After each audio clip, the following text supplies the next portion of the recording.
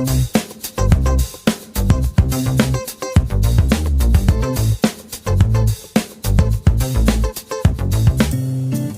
Friends, ஒண்டர்பாலினின் அன்பு வணக்கங்கள். எல்லாரும் எப்படி இருக்கீங்க? நல்லா இருக்கீங்களா? நாங்கள் சூப்பராக இருக்கோம். இன்னைக்கு நம்ம 7 நாளைக்குரிய சட்னி எப்படி பண்ணுறதுன்னு பார்க்க போகிறோம். நான் இதில் மூலிகைகளில் நிறைய பயன்படுத்தியிருக்கேன். பச்சை நிறமுடைய தழைகள், கீரைகள், காய்கறிகள் நம்ம உடம்புக்கு ரொம்ப நல்லது. சட்னி வகையில் பச்சையாக செய்கிற சட்னி இருக்குது, வதக்கி செய்கிற சட்னி இருக்குது. வாங்க இப்போ கிச்சனுக்கு போகலாம். எப்படி செய்யறதுன்னு பார்க்கலாம். நம்பர் 1, ரோட்டு கடைகளில் செய்கிற தேங்காய் சட்னி எப்படி செய்கிறதுன்னு பார்க்கலாம். தேவையான பொருட்கள்: 4 சின்ன வெங்காயம், அரை மூடி தேங்காய் தோல் நீக்கியது, ஒரு துண்டு இஞ்சி, 3 பூண்டு பல், ஒரு பச்சை மிளகா, 2 காஞ்ச மிளகா, கொஞ்சம் பொட்டுக்கடலை, தேவையான அளவு உப்பு, கொஞ்சம் புளி. இதை நல்லா அரைச்சிட்டு வந்துடலாம். இப்போ எப்படி தாளிக்கிறதுன்னு பார்க்கலாம். ஒரு கரண்டியில் எண்ணெய் ஊற்றிக்கிட்டு இது உளுத்தம்பருப்பு போட்டு தாளிச்சுக்கணும். கடுகு வெடிச்சிருச்சு. இப்போ கொஞ்சம் கருவேப்பிலை சேர்த்துக்கலாம். அதுவும் பொரிஞ்சிருச்சு. இப்போ இந்த சட்னியில் எடுத்து இதை கலந்துக்கலாம். சூப்பரான ரோட்டுக்கடை சட்னி தயாராகிடுச்சு. உங்கள் வீட்டில் செஞ்சு பாருங்கள். எப்படி இருந்ததுன்னு கமெண்ட் செக்ஷனில் சொல்லுங்கள். அடுத்து நம்ம பார்க்க போகிறது தக்காளி சட்னி. வாங்க இப்போது என்னென்ன தேவை, எப்படி செய்யணும்னு பார்க்கலாம். ஒரு கடாயில் எண்ணெய் ஊற்றிக்கலாம். 4 காஞ்ச மிளகா, கொஞ்சமாக உளுத்தம்பருப்பு போட்டு நல்லா வறுத்துக்கணும். இதுக்கு மாற்றிட்டு அதே கடாயில் ஒரு துண்டு இஞ்சி பொடியை நறுக்கி அதை போட்டு வதக்கிக்கணும்.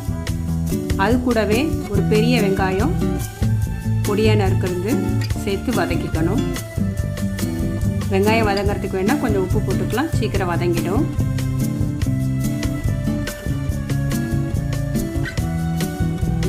இப்போது தக்காளி 3 தக்காளி சேர்த்துருக்கேன். இதையும் போட்டு நல்லா வதக்கிக்கலாம். வெங்காயம் தக்காளி நல்லா வதங்கிடுச்சு. இதை 10 நிமிஷம் ஆற வச்சு அரைச்சி எடுத்துக்கலாம். இது தாளிக்கிறது எப்படின்னு பார்க்கலாம். ஒரு கரண்டியில் எண்ணெய் விட்டு கடுகு, உளுத்தம்பருப்பு, கருவேப்பிலை போட்டு தாளிச்சுக்கலாம். சட்னி ரெடி ஆகிடுச்சு. தக்காளி சட்னி சூப்பராக ரெடி ஆகிடுச்சு. அடுத்ததான் நம்ம பார்க்க போகிறது பிரண்டை சட்னி. பிரண்டை சட்னி உடம்புக்கு ரொம்ப நல்லது. ஒரு கடாயில் எண்ணெய் விட்டு, நல்லெண்ணெய் தான் விடணும் இதுக்கு. காஞ்ச மிளகாவை நல்லா வறுத்து எடுத்துக்கலாம்.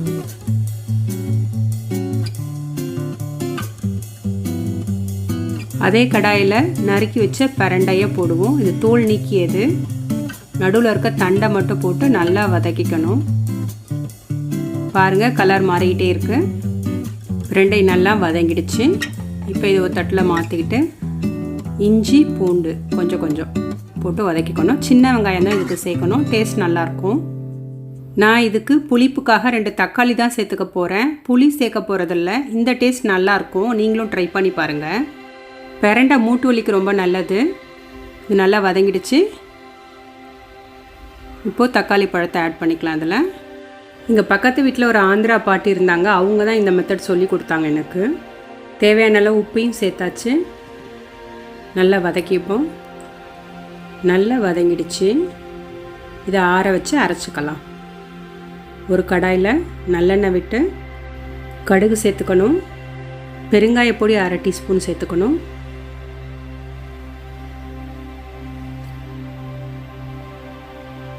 கருவேப்பிலை சேர்த்துக்கணும். அவ்வளோதான். இப்போ இந்த சட்னியில் கலந்துக்கலாம். சூப்பரான பிரண்டை சட்னி ரெடி ஆகிடுச்சு. இதில் கால்சியம் அதிகமாக இருக்குது. நீங்கள் ட்ரை பண்ணி பார்த்துட்டு சொல்லுங்கள். அடுத்ததான் நம்ம பார்க்க போகிறது முடக்கத்தான் சட்னி. வாங்க இப்போ எப்படி செய்யலான்னு பார்க்கலாம். செய்ய தேவையான பொருட்கள்: முடக்கத்தான் கீரை, ஒரு தக்காளி, பூண்டு, கொஞ்சம் நல்லெண்ணெய், இந்துப்பு கொஞ்சம், இஞ்சி, 8 சின்ன வெங்காயம், 1 டேபிள் ஸ்பூன் மல்லி, 6 காஞ்ச மிளகா. வாங்க இதை வறுத்து எடுத்துக்கலாம். முதல்ல காஞ்ச மிளகாவை வறுத்து எடுத்துக்கலாம். இது கூடவே மல்லி போட்டு வறுத்துக்கலாம். நல்ல வாசனை வந்துருச்சு. உளுத்தம்பருப்பை சேர்த்துக்கலாம். நல்லா வறுபட்டுடுச்சு உளுத்தம்பருப்பு. ஒரு தட்டில் மாற்றி வச்சுட்டு அதே கடாயில் வெங்காயம், பூண்டு, இஞ்சி போட்டு நல்லா வதக்கிப்போம். அது கூடவே தக்காளியை சேர்த்துக்கலாம். முடக்கத்தான் கீரை மூட்டு வலி, கழுத்து வலி, உடல் வலி எல்லாத்துக்கும் நல்லது. வாயு பிரச்சனைகளுக்கு நல்லது. இதை சாப்பிட்டு பாருங்கள், வாயு பிரச்சனை எல்லாம் போய் உடம்பு நல்லா ஆரோக்கியமாக இருக்கும். இப்போ நம்ம கீரையை சேர்த்துக்கலாம். இதை நல்லா வதக்கிக்கலாம். பச்சை வாசனை போகும் வர வதக்கிக்கணும். அப்போ தான் சட்னி நல்லாயிருக்கும். நல்லா வதங்கிடுச்சு. நறுக்குன ஒரு துண்டு தேங்காய் சேர்த்துக்கலாம். ஆற வச்சுட்டு அரைச்சி எடுத்துக்கலாம். ஒரு கரண்டியில் நல்லெண்ணெய் ஊற்றிட்டு கடுகு பொரிஞ்சிடுச்சு. கொஞ்சம் உளுத்தம்பருப்பு, கருவேப்பிலை போட்டு தாளித்து இந்த சட்னியில் கொட்டிடலாம். நல்லா கலக்கி விட்டுக்கோங்க. சூப்பராக இருக்கும். சாதத்து கூட நல்லாயிருக்கும். இட்லி தோசை கூடயும் நல்லாயிருக்கும். அடுத்ததாக நம்ம பார்க்க போகிற சட்னி புதினா சட்னி. கடாயில் எண்ணெய் விட்டுக்கணும். இது தேங்காய் எண்ணெயில் செஞ்சால் சூப்பராக இருக்கும். சின்ன வெங்காயம் ஒரு 5 கட் பண்ணி போட்டுக்கணும். வெங்காயம் நல்லா வதங்கிடுச்சு.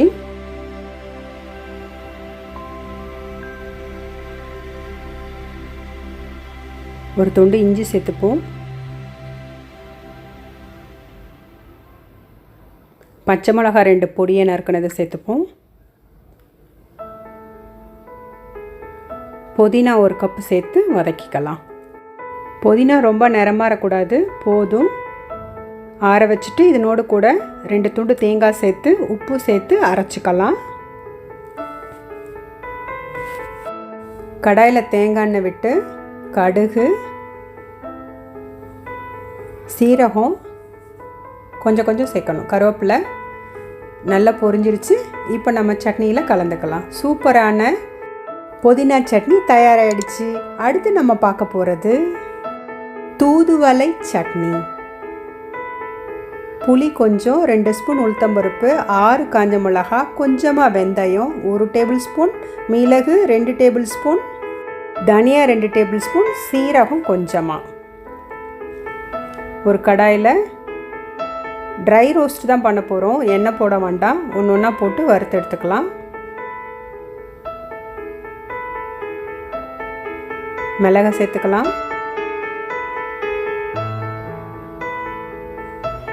தனியாவை சேர்த்துக்கலாம். நல்ல வாசனை வருது. தூதுவளை சளிக்கு ரொம்ப நல்லது. நெஞ்சு சளியை போக்குறதும் தொண்டை வலியை நீக்கிறதுக்கு தூதுவளை சிறந்த மருந்து. சீரகத்தை கடைசியாக சேர்த்துக்கலாம். சீக்கிரம் பொரிஞ்சிடுவதும். தூதுவளை கீரையை கொஞ்சம் நல்லெண்ணெய் ஊற்றி வதக்கியாச்சு. இப்போ இதெல்லாம் நல்லா ஆற வச்சிடலாம். ஒரு மிக்சியில் இந்த கலவையை சேர்த்துட்டு கொஞ்சமாக உப்பு, கொஞ்சமாக தேங்காய் சேர்த்து அரைச்சி கொண்டு வந்துடலாம். தாளிக்கிறதுக்கு கடாயில் நல்லெண்ணெய் ஊற்றிட்டு கடுகு, பெருங்காயப்பொடி கொஞ்சம் போடணும். பொரிஞ்சிடுச்சு. இப்போ இந்த சட்னியை சேர்த்து நல்லா வதக்கிப்போம். பிரமாதமான தூதுவளை சட்னி ரெடி ஆயிடுச்சு.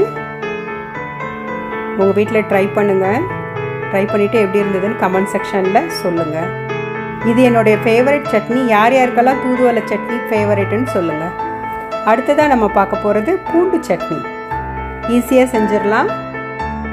எடுத்துக்கணும் 5 காஞ்ச மிளகாய், ஒரு லெமன் சைஸ் புளி, எல்லாத்தையும் உப்பு சேர்த்து அரைச்சி கொண்டு வந்துடலாம். தாளிக்கிறதுக்கு நல்லெண்ணெய் கடாயில் ஊற்றிட்டு கடுகு, கருவேப்பிலை, சீரகம், கொஞ்சமாக பெருங்காயப்பொடி சேர்த்து வதக்கிப்போம். இதோடு கூட அரைச்சி வச்ச பூண்டு சட்னியை சேர்ப்போம். இதில் நல்ல மணம் வர வரைக்கும் கிளறி விட்டுக்கிட்டே இருக்கணும். நம்ம ஊற்றின எண்ணெய் மேலே வரணும், அது வரைக்கும் வெயிட் பண்ணணும். ஏன்னா இது பச்சையாக அரைச்சிட்டோம்ல, கலர் மாறிடுச்சு பாருங்கள். ஊற்றின எண்ணெய் மேலே வந்துருச்சு. சூப்பரான பூண்டு சட்னி ரெடி ஆயிடுச்சு. ஃப்ரெண்ட்ஸ், இது வரைக்கும் சட்னி ரெசிபிஸ்லாம் பார்த்துருப்பீங்க. உங்களுக்கு பிடிச்சிருந்தா ஒரு லைக் கொடுங்க. உங்கள் ஃப்ரெண்ட்ஸ் அண்ட் ஃபேமிலிஸ்க்கு ஷேர் பண்ணுங்கள்.